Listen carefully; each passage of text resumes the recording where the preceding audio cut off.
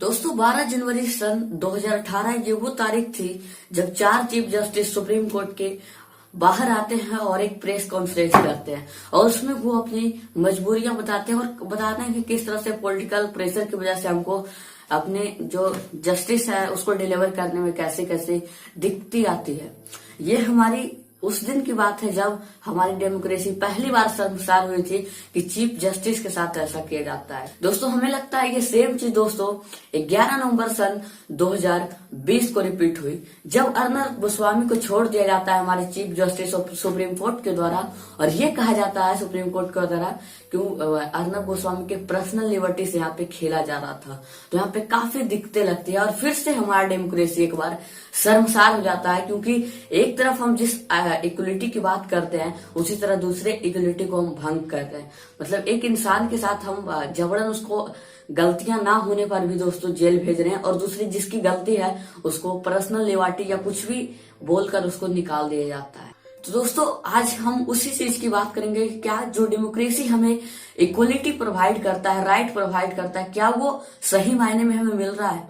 क्या वो जो फैसिलिटी जो हर किसी को मिलना चाहिए और जो बड़े बड़े पैसे वाले लोग ताकतवर लोगों को मिलता है वो आपको मिलता है? यही बात आज हम डिस्कस करेंगे दोस्तों एक बहुत ही बेहतरीन एग्जाम्पल लेकर। दोस्तों क्या आपको भी उसी तरह से ट्रीट किया जाता है जेल के अंदर, रोड पे, मार्केट में या कहीं पे भी दोस्तों, जैसा कि एक नेता के साथ किया जाता है, एक पत्रकार के साथ किया जाता है जो कि उस मजबूत पार्टी से आते हैं जिनकी रूलिंग रहती है? क्या वैसा ही एक ताकतवर इंसान के साथ किया जाता है जैसा आपके साथ किया जाता है? सो आंसर यहाँ पे सिंपली आपको हो कि नो, ऐसा तो हो ही नहीं सकता है। तो क्या मुझे या आपको ऐसा लगता है कि वो ये वही देश है जिसकी कल्पना B.R. अम्बेडकर और भगत सिंह जैसे लोगों ने, महान लोगों ने की थी? क्या आपको भी उसी तरह की इक्वलिटी मिल रही है? सिर्फ वोट में इक्वलिटी मिल जाने से कि राइट टू वोट हर किसी को है, तो क्या आपको भी वो इक्वलिटी मिलती है? आइए जानते हैं सारी चीजों को दोस्तों, यही जानेंगे। So yes guys, I am talking about Arnab Goswami and Kunal Kamran case के बारे में। ये किस तरह से उन दोनों जो है एक सिरे से काफी चर्चित हो जाते हैं लगातार हर बात पे, हर समय में। तो आइए जानते हैं क्या थी वजह। बेशक दोस्तों आज की खबर पुरानी है लेकिन अंदाज नया है। सो दोस्तों मैंने पिछले भी कई वीडियो में बात किया हुआ हूँ अर्नब गोस्वामी की केस में कि दोस्तों किस तरह से वो अनवैध मामले केस में जेल जाते हैं। लेकिन दोस्तों वहीं पे जेल जाने के बाद दोस्तों 11 नवंबर सन 2020 को जेल से उनको रिहा कर दिया जाता है। रिहा नहीं, अंतरिम बेल दी जाती है। कुछ लोग रिहा मानकर इसके काफी खुश महसूस कर रहे हैं, खुशी उड़ा रहे हैं। बेशक जमानत मिलनी चाहिए दोस्तों, मुझे इस पे कोई आपत्ति नहीं है, लेकिन जिस तरह से देना चाहिए और जिस तरह से दोस्तों SC मतलब चीफ जस्टिस ने बात की सुप्रीम कोर्ट की, वो मुझे काफी खलने वाली बात लगी यहाँ पे, जो किसी मामले में मुझे नहीं दिखी थी। दोस्तों चीफ जस्टिस ने ये कहा, SC is unhappy that HCS which are constitutional courts are not doing enough in matter that were personal liberty. यहाँ पे एक बहुत ही अच्छा शब्द सुनने को मिलता है दोस्तों जो आज हमारे डिक्शनरी से कहीं ज्यादा विलुप्त हो गई है, पर्सनल लाइबर्टी। लाइबर्टी का मतलब समझ जाइए दोस्तों, जो आज हमें खोया हुआ मिलता है लेकिन अर्नब गोस्वामी में वो फिर से जाग गया। Personal liberty is denied. उसके बाद दोस्तों जस्टिस चंद्रचूड़ कहते हैं, अकॉर्डिंग टू इंडियन एक्सप्रेस के जो खबर है दोस्तों उसके अनुसार, if this court were not interface today, we are traveling on a path of destruction। बर्बादी के पाथ पे हम लोग जा रहे हैं अगर हम इस मामले में आज अगर दखल ना दे। Destruction of personal liberty. Personal liberty जो होती है दोस्तों उसकी जो कहते हैं ना कि धराशायी करने वाले, वो कंडीशन ये बता रहे हैं कि अगर आज हम मामले में नहीं दखल दिए तो हमारे साथ भी कुछ ऐसा ही हो। तो दोस्तों बहुत अच्छी बात यहाँ पे चंद्रचूड़ ने कही और चीफ जस्टिसों ने कही, लेकिन मुझे दोस्तों एक बात बताइए कि क्या ये जो पर्सनल लाइबर्टी की बात करते हैं हमारे चीफ जस्टिस, महान चीफ जस्टिस, वो क्या कुछ ही लोगों के लिए ये पर्सनल लाइबर्टी बनी है? अगर हमारे कॉन्स्टिट्यूशन में दोस्तों B.R. अम्बेडकर साहब ने ये कह के गया equality for all Indian citizen are equal, तो क्या दोस्तों बिफोर लॉ अगर सभी लोग इक्वल हैं तो क्या वो पर्सनल लाइबर्टी सिर्फ अर्नब गोस्वामी के साथ क्यों देखने को मिलती है? मैं ये सवाल पूछना चाहती हूँ। बहुत अच्छी बात यहाँ पे चंद्रचूड़ ने कही कि जब ऐसी बातें आएगी तो सुप्रीम कोर्ट इसमें दखल देगी, और अगर आज नहीं दखल दिए तो यहाँ पे पर्सनल लायबिलिटी के डिस्ट्रैक्शन की ओर हम लोग चल पड़ेंगे।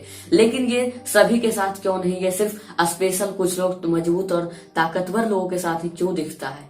मैं ये सवाल पूछना चाहता हूँ इस देश की जनता से, इस देश की सरकारें से और चीफ जस्टिसों से। क्या बाकी लोग हमारी जनता नहीं है इस देश की?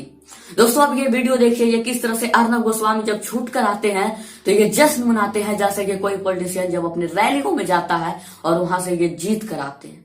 ये ऐसा ही जश्न कुछ देखने को मिल रहा है दोस्तों अर्नब गोस्वामी के इस वीडियो में, और ये तमाम तरीकों से वंदे मातरम बोल रहे हैं। ये भारत के लोगों की जीत है, ये भारत के लोगों की जीत है।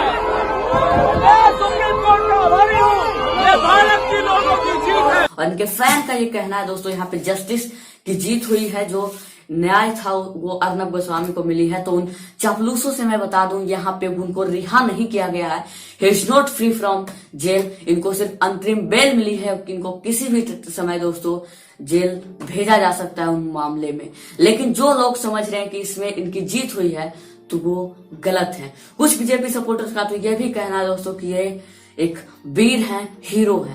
तो मैं बता दूं जिसके ऊपर इस देश की सबसे बड़ी साख, सबसे बड़ी पार्टी का हाथ हो, अमित शाह जैसे ताकतवर लोग जिनके सामने कोई कहते ना खोखता नहीं है, वो नहीं हो, तब जिसके ऊपर में अमित शाह का हाथ हो वो हीरो कैसे हो सकता है? हीरो तो वो होता है जो सच के साथ खड़ा होता है, झूठ से सवाल करता है दोस्तों, और ताकतवर लोगों से सवाल करता है, सत्ता से सवाल करता है, सच्चाई के लिए लड़ता है, वो होता है असली हीरो। लेकिन आप किस हीरो की बात कर रहे हो?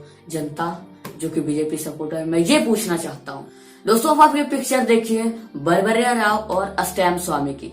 ये दोनों दोस्तों बहुत ही एजगर है, मतलब यूं कहें तो इनके पैंट में पेशाब हो जाते हैं, इनको अगर हाथ कपते हैं, मतलब इस तरह से बहुत सारी इनके साथ घटनाएं घटती रहती है। इनकी एज काफी पुरानी हो चुकी है दोस्तों। स्टैम्प स्वामी जो कि दोस्तों आपको इस पिक्चर में दिख रहे होंगे, ये अपील करते हैं एक स्ट्रॉ के लिए, लेकिन तब वहां पे चीफ जस्टिस हमारे क्या कहते हैं ये बताता हूँ दोस्तों। चीफ जस्टिस हमारे ये कहते हैं दोस्तों कि हम इनको न्याय दे ना दे, इनको स्ट्रॉ प्रोवाइड करे ना करे, हम 20 दिन का मोहलत देते हैं एनआईए को कि इसमें अच्छी तरीके से इन्वेस्टिगेशन करे, और 20 दिन का समय मांगते हैं दोस्तों। एक स्ट्रॉ के लिए समझ सकते हो ये हालत है। और एक इंसान को, ऐसे इंसान को जो गंदगी फैलाती है इंडियन मीडिया के जैसे तरीके से दोस्तों, एक ऐसा इंसान जो लोगों के बीच में कम्युनल फाइट, झगड़े करवाता है दोस्तों, नफरत घोलता है, उसको सिर्फ पर्सनल लिबर्टी के मामले पे छोड़ दिया जाता है। तो क्यों ये शर्मसार करने वाली बात नहीं है? और ये दोस्तों 85 साल के हैं, 85 ईयर है दोस्तों इनकी उम्र, जिनको पानी पीने में दिक्कत आती है, तब ये मांग रहे हैं अश्रफ, ऐसे नहीं। लेकिन फिर भी 20 दिन का समय लिया जा रहा है दोस्तों बरबरिया राव के फैमिली के द्वारा कई बार बेल की याचिका की गई है। बरबरिया राव के साथ मैं बताना पैंट में पेशाब हो जाते हैं, इनकी हालत इतनी खराब है कि ये मानसिक संतुलन भी दोस्तों खो दिए हैं। लेकिन इनकी परिवार ने कई बार बेल की याचिकाएं की, लेकिन हर बार बेल को डिनाई कर दिया जाता है, और ये कहा जाता है सुप्रीम कोर्ट के द्वारा कि आप पहले वहां जाइए जहां से ये केस है। लेकिन मैं चीफ जस्टिस से पूछना चाहता हूं कि ये भी केस तो दोस्तों हाई कोर्ट का था, रायगढ़ का था, लेकिन आपने क्यों पहले ही टाइम में पर्सनल लिबर्टी का मामला देखकर इनको बेल दे दिया? तो मैं ये पूछना चाहता हूँ कि यहाँ पे अनइक्वलिटी क्यों देखने को मिलती है? अगर आप गलत भी करते हो तो सबके साथ होना चाहिए, तब लगेगा चलो गलत भी हो रहा है, इक्वल तो है। लेकिन आप किसी के साथ ऐसा, किसी के साथ ऐसा, तो ये मुझे लगता है ये काफी गलत की जा रही है। दोस्तों मैं बात करना चाहूंगा काफिल खान के बारे में, कैसे इंसान जिन्होंने अपनी सच्ची निष्ठा से, कर्म से अपनी काम को पूजा समझा दोस्तों। उनके जब वो जेल में जाते हैं तो उनकी फैमिली और उनके द्वारा कई बार बेल की याचिकाएं दी जाती है। तब सुप्रीम कोर्ट क्या कहते हैं ये सुनिए। वो कहते हैं कि जाइए पहले हाई कोर्ट से कंसल्ट कीजिए, अगर हाई कोर्ट आपको बेल दे रहा है तो सिर्फ आपको वहीं से बेल मिलेगा। मतलब दोस्तों यहाँ पे सीधा कहा जाता है कि जहां से आपकी केस है, जिस कोर्ट में आपकी केस है पेंडिंग, वहां से आपको बेल मिल सकती है। सुप्रीम कोर्ट इसमें इंटरफेरेंस ना कर सकती है। तो ये क्यों अनइक्वलिटी देखने को मिल जा रही है, और अर्नब गोस्वामी को क्यों ऐसे ही छोड़ा जा रहा है दोस्तों, यही सवाल है आज का। दोस्तों आज मैं जो वीडियो बना रहा हूँ ये कोई पॉलिटिकल मैटर नहीं है, पॉलिटिकल राइट नहीं है, बल्कि आज मैं ह्यूमन राइट्स की बात करना चाहूंगा कि अगर आज हम नहीं उठे, आज हमने इस देश की साख से, इस देश की सरकार से अगर सवाल नहीं किया, तो मुझे लगता है कल हमें भी वही परिस्थितियां को भोगनी पड़ेगी। दोस्तों जब पर्सनल लिबर्टी के मामले पे ऐसे इंसान को छोड़ दिया जाता है जो देश के लिए काफी खतरनाक साबित होता है। दोस्तों अब मैं बात करना चाहूंगा उमर खालिद की। उमर खालिद को दिल्ली राइट्स में दोस्तों गिरफ्तार कर दिया गया है। योगी जी के पास भी बहुत राइटिंग के केस है, उनको थोड़ा गिरफ्तार कीजिए। उनको गिरफ्तार किया जाता है, उनको फैमिली को उनसे मिलने के लिए नहीं दिया जाता है।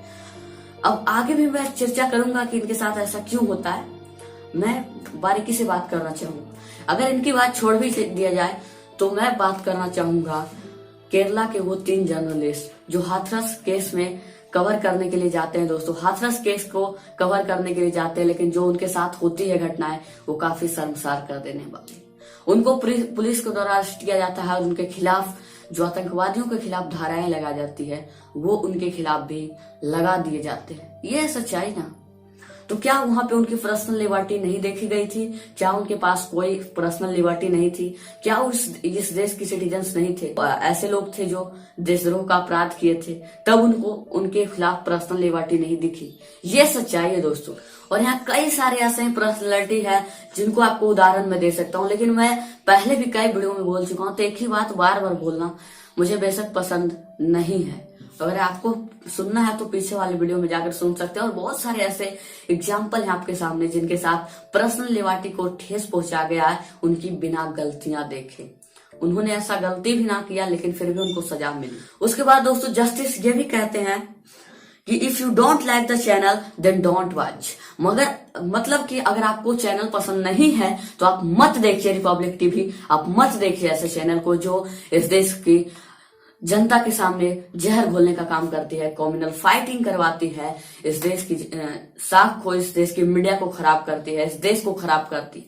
तो मैं यही पे तो कहना चाहता हूँ कि इस तरह से क्यों, मतलब अगर आपको कोई चीज पसंद ना हो तो बेशक दोस्तों चाइना हमारे लिए खतरनाक है। आप कहते हैं कि चाइनीज लाइट नहीं लो, तो यहाँ पे भी तो अगर आपको पसंद नहीं है तो आप नहीं लो, लेकिन लो तो मना क्यों कर रहे हो?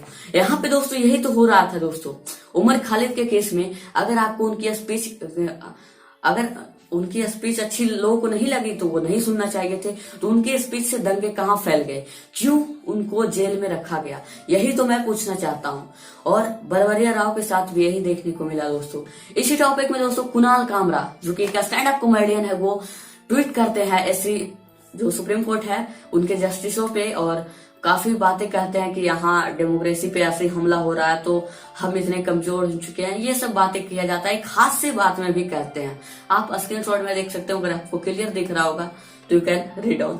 तो यहाँ पे दोस्तों कुणाल कामरा एक तंज कसते हैं सुप्रीम कोर्ट के चारों जस्टिसों पे, और यहाँ पे एक सोशल डिस्क्रिमिनेशन को कहीं ना कहीं वो दिखाना चाहते हैं अर्नब गोस्वामी के केस में, कि किस तरह से उनको छोड़ दिया जाता है और जिनके पास कोई एविडेंस। रिया चक्रवर्ती को किस तरह से दोस्तों इन्होंने 1 महीने चक्कर कटवाए और उसके बाद भी ये तमाम तरीकों से ये मांग कर रहे थे सेक्शन 302 धारा 302 यानी कि मर्डर वाली धारा की मांग कर रहे थे, जबकि कोई एविडेंस नहीं था, लेकिन इनको फिर भी छोड़ दिया जाता है। और यही अर्नब गोस्वामी जो तमाम हदों को पार करता है अपनी जर्नलिज्म में,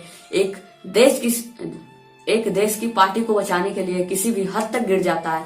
सोनिया गांधी को इसने ये भी कह दिया था कि साधुओं के मौत के बाद में ये खुशी इटली में मनेगी, ये कहा जाता है दोस्तों। और दोस्तों कुणाल कामरा ये भी कहते हैं कि नो लॉयर्स नो माफी एंड नो फाइन, ना तो माफी लूंगा ना तो फाइन दूंगा और ना ही कोई लायर रहूंगा, जो होगा कोर्ट में होगा, देख लिया जाएगा इस देश की जनता हमारे साथ खड़ी है या नहीं, इस देश की जनता सच के साथ है या झूठ के साथ है। और इसके बाद दोस्तों चीफ जस्टिस सुप्रीम कोर्ट की ये काफी गुस्से में आता है कि हमारे बारे में ऐसा बोलोगे, बिग बॉस के सामने चश्मा लगाओगे, ये थोड़ा सा कंडीशन बन जाती है और इनपे क्रिमिनल कॉन्टेम्प्ट का केस लग जाता है फॉर हिज ट्वीट, उनके ट्वीट के वजह से दोस्तों। तो दोस्तों मैं भी यही पे समझाना चाह रहा था कि अगर आपको कुणाल कुणाल कामरा की अगर आपको ट्वीट पसंद नहीं थी, अच्छी नहीं थी, तो आप क्यों पढ़े? आपको नहीं पढ़ना चाहिए। यहाँ तो कोई कम्युनल स्प्रेड, कोई गलती नहीं थी।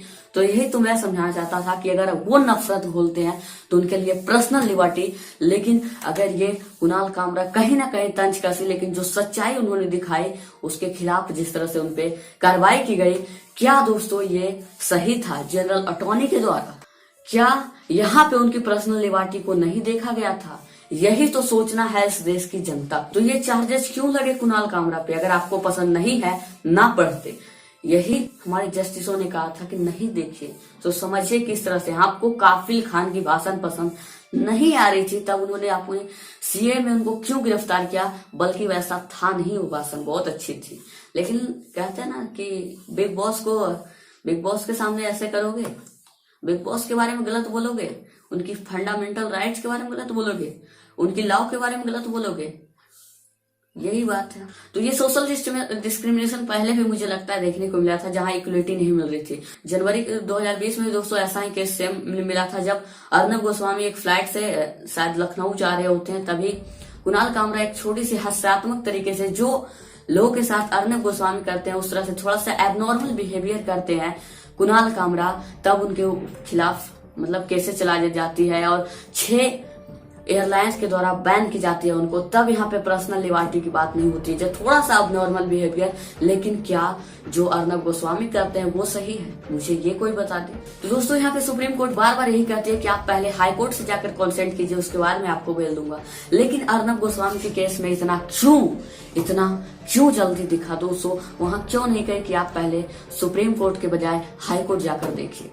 मुझे लगता है दोस्तों, मैं सुप्रीम कोर्ट के जजों से पूछना चाहता हूं कि क्या आपके ऊपर कोई पॉलिटिकल प्रेशर था दोषा महोदय, जो आपको इतनी जल्दी ही केस को रफा दफा करना पड़ा, आपको बेल देनी पड़ी? क्या ये जो राइट है दोस्तों, ये कुछ लोगों तक सीमित है, मजबूत और ताकतवर लोगों तक, या सभी के लिए? क्या हो जाती है जब एक आम जनता के साथ ऐसा किया जाता है? आप भूल गए पवन जायसवाल को, जिसने सिर्फ मिड डे मील को एक्सपोज किया था और उसके खिलाफ धाराएं लगा दी गई थी? तो क्या उसने क्या गलत की थी और क्यों उसके पर्सनल लिबर्टी को नहीं देखा गया था? मैं ये सवाल पूछना चाहता हूँ इस देश की जस्टिस से, इस देश की सरकार से। बता दे कोई मुझे कि उन्होंने क्या गलती की थी और उनकी पर्सनल लिबर्टी कहाँ पे ठेस पहुंच जाती है, बता दे। बट उसी तरह से आज भी ये अर्नब गोस्वामी को छोड़ दिया गया है, जो लोगों के बीच कम्युनल फाइटिंग करवाता है, झगड़े बात विवाद पे या टॉपिक को बहुत डाइवर्ट करने की कोशिश करता है, एक पार्टी को सपोर्ट करता है बहुत ज्यादा, इसलिए इनको तुरंत बेल भी मिल गई। और भी बहुत सारे काम ये करता है दोस्तों। देखा था आपने रिया चक्रवर्ती के मामले में, नो एविडेंस, फिर भी उनको तमाम तरीकों से दोषी साबित करने की कोशिश कर रहा है दोस्तों।